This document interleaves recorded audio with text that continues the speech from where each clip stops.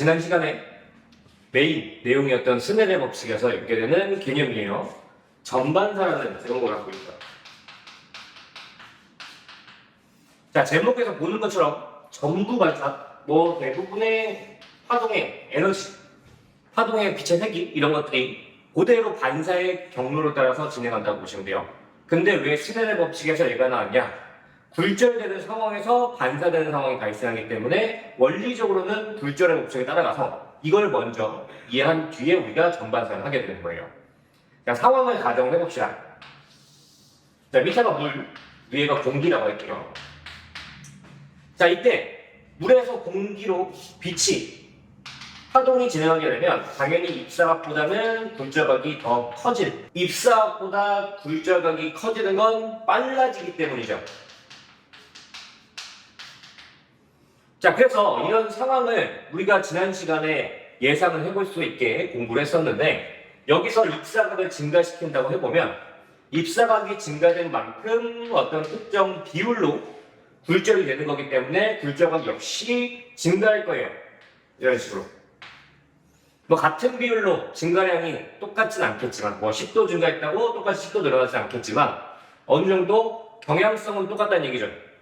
그래서 이런 식으로 입사각이 계속 증가한다고 가정을 해보면 어느 순간 매질의 경계면 이렇게 경로가 형성될 거라고 예상할 수가 있어요. 왜냐면 지금 회전 방향이 시계 방향으로 우리가 상황을 가정을 했으니까. 자, 그랬을 때 우리가 항상 각도는, 입사각이든 굴절각이든 각도는 법선을 기준으로 각도를 측정했기 때문에 지금 같은 상황에서는 수직 90도가 굴절각이 되는 거예요. 자, 이렇게 90도의 굴절각을 만드는 상황에서 입사각을 세타 C, 크리티컬의 약자를 따서 C를 붙인 뒤에 얘를 읽을 때는 임계각이라고 읽습니다. 임계각, 어떤 경계선을 얘기하는 뜻이죠. 그래서 경계선을 넘어가려면 어떻게 되냐? 원래는 굴절이 일어나야 되는 매질과 매질 관계지만 이 이상의 각도부터는 반사의 법칙을 따라가는 현상이 생겨요. 우리는 이걸 전반사라고 부를 겁니다. 자, 그러면 전반사의 조건, 즉 이 임계각을 알면 몇 도 영역에서 전반사가 발생할지 알 수가 있잖아요. 지금 이 영역에서 전반사가 일어날 거니까.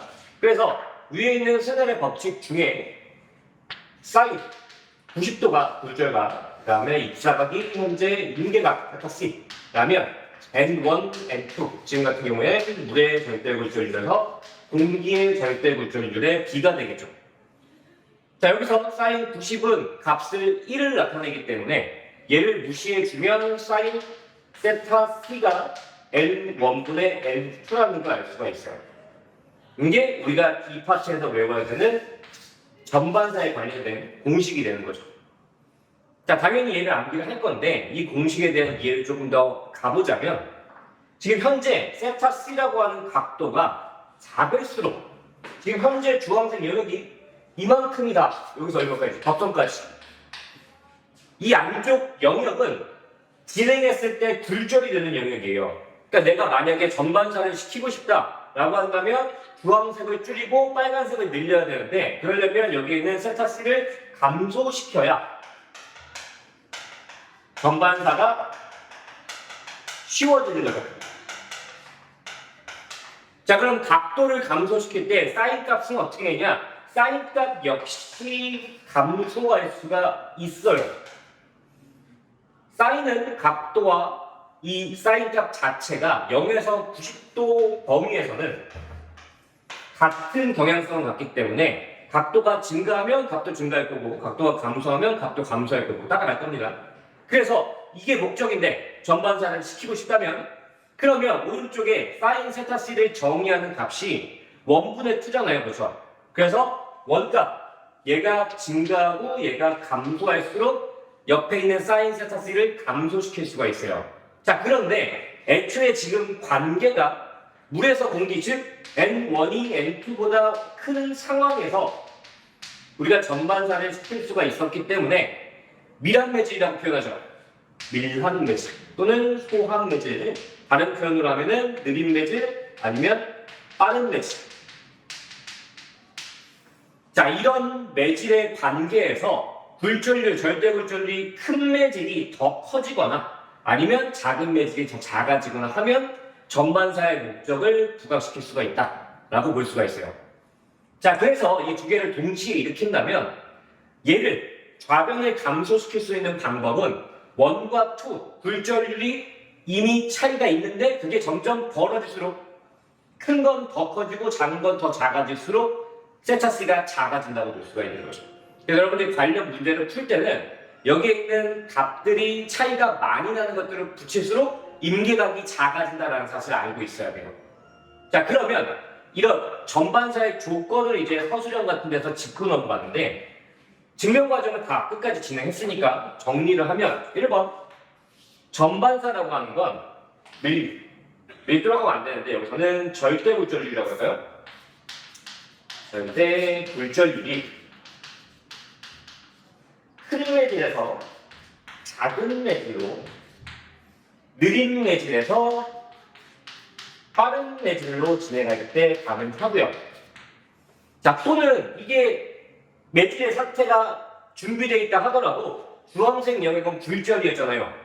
빨간색 영역만 전반사가 됐기 때문에 1번이 충족되는 상황에서 2번 조건은 입사각이 임계각보다 커야 됩니다. 자, 여기 조심해야 되는 게 부등호 밑에 는이 없어요. 등호가 없어요. 그래서 어떤 보기가 나올 수도 있냐면 얘가 수직으로 굴절을 할 건데 버선에 대해서 여기에 일부 반사되는 게 있을 수가 있어요. 이게 굉장히 현실적인 부분을 부각시킨 건데 이 상황에서 반사되는 이 빛은 전반사가 아닙니다. 전반사는 처음 얘기한 것처럼 모든 빛이 반사의 경로에 따라서 되돌아가는 것도 돼요. 근데 여기서는 굴절되는 90도의 경로와 반사되는 일부가 있는 거기 때문에 그냥 일반적인 반사가 일어난 거지 전반사라고 부르지 않아요. 그래서 이런 거 조심하면서 문제를 풀면 될 것 같습니다. 잠깐 지우고 이 1번의 반대 상황은 왜 전반사가 안 되는지 하면서 마무리를 해볼까요? 아까와 똑같이 공기와 물의 상황을 볼 건데 공기에서 물로 진행하는 광선은 느려질 거니까요. 안쪽으로 꺾이겠죠. 그래서 입사각이 큰 상태에서 굴절각이 작아질 건데 여기서 입사각을 증가시킨다고 했을 때 굉장히 좀 많은 양을 증가시켜 볼까요? 이렇게 증가시키려고 하면 굴절각도 증가할 건데 아무래도 입사각이 먼저 90도에 가깝게 누워버리겠죠. 그래서 굴절각이 경계면에 닿을 리가 없어요. 얘보다. 그러니까 아까처럼 회전하다가 매질 안쪽으로 돌아올 때 90도 이상의 굴절각이 생길 때 되돌아오는 전반사가 생겼던 건데 지금 같은 경우에는 이게 힘든 거죠. 반대로 얘를 감소시켜도 각도가 작아질 거니까 법선에 가까워지는 거지 반사되는 매질에서 원래 매질로 되돌아오는 반사의 현상을 생기가 힘들어요. 그래서 우리가 첫 번째 조건 밀합 매질 밀도가 큰 굴절률이 큰 매질에서 굴절률이 작은 매질로 진행할 때만 전반사가 일어난다는 게 문제 풀 때 굉장히 중요한 조건이 됩니다. 그래서 전반사는 이 정도로 마무리를 할게요.